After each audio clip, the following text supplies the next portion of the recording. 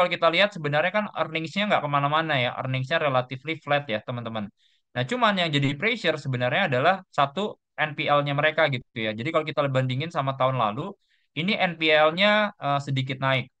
Nah, jadi kalau misalnya NPL naik, berarti kan artinya mereka harus cadangin lagi. Nah, ini yang cadangin itu kelihatan kayak dari mereka harus cadangin di beban provisinya. Jadi beban provisinya naik sampai 91,3% atau hampir dua kali lipat ya.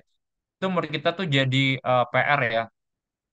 Nah, ini kelihatan teman-teman ya. Jadi yang kayak kita ngeliatin itu adalah cost of fund-nya mereka meningkat ya. Ini kelihatan kalau cost of fund itu meningkat tuh karena ini kan liquidity-nya ketat ya relatively ya. Kalau kita bandingin BCA tadi 71, si BRI itu tuh 83%.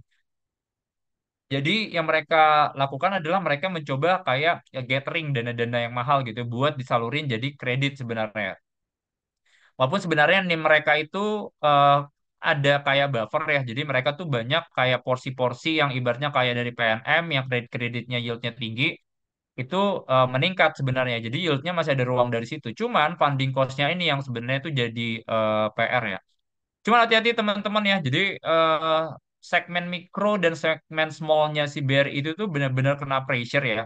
Jadi segmentasi ini tuh sangat tergantung dari makro. Jadi ibaratnya kalau misalnya rupiahnya melemah, daya belinya nggak ada, bahan bakunya tinggi, kena banget nih sebenarnya buat ke small medium enterprise-nya dia, khususnya mikro sama small-nya.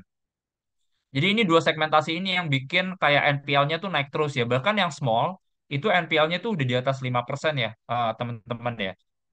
Jadi itu, so kalau misalnya teman-teman ya sebenarnya risiko jangka pendeknya ada gitu ya, risiko jangka pendeknya ada. Cuman kalau kita ngomongin panjang, teman-teman mau ngambil panjang gitu ya, kita masih baik. Saya sih masih lihatnya masih positif, bukan positif, maksudnya dari posisi fair value saya dari harga sekarang itu masih ada upside. Jadi saya rekomendasinya buy, target price-nya di 6.300.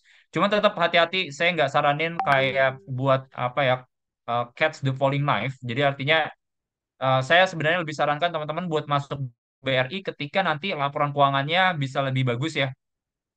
Kan nanti kan rilis laporan keuangan bank itu kan udah per bulan. Jadi kita bisa lebih lihat ya apakah ada improvement atau enggak.